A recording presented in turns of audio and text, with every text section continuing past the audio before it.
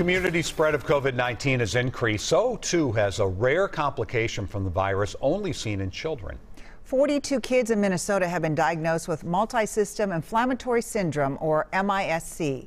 The number has nearly doubled since this summer. WCCO's Liz Collin talked to one 9-year-old just home from the hospital after his sickness seemed to set in overnight. You just know in your mom gut that this wasn't normal. As an active and athletic fourth grader in Glencoe, Minnesota, the pandemic has been difficult for Jackson Hoffman. The kids were quarantined because of positive cases on their school bus and in their classrooms. Their dad, a National Guard member and in charge of COVID testing at one site, also experienced an asymptomatic case this fall. We're kind of grateful that it's not, super bad. But in the middle of last month, Jackson complained of headaches. Another sign set in overnight. That's when we found the fever of 104.9. And that made me panic. Tests at their local hospital didn't help. No strep, no COVID, and a normal chest x-ray. Back at home, Jackson got worse. It was really hard for me to even move my legs.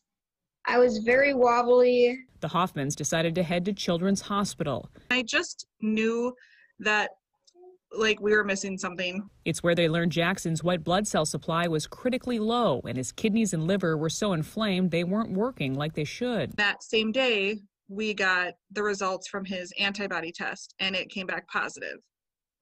So that's how we found out that he, in fact, did at some time had COVID.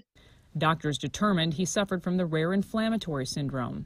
Children were definitely seeing an uptick in cases of MISC as the number of cases of acute COVID increase in the community. As an infectious disease consultant, Dr. Anu Kalaskar has seen a wide spectrum of the sickness in dozens of kids. Rash, red eyes, respiratory problems, persistent fever, and stomach issues, the most common. Those first symptoms are usually present. Steroids helped turn things around for Jackson, who with the help of his little sister went home 9 days later on November 28th. How are you feeling now, Jackson?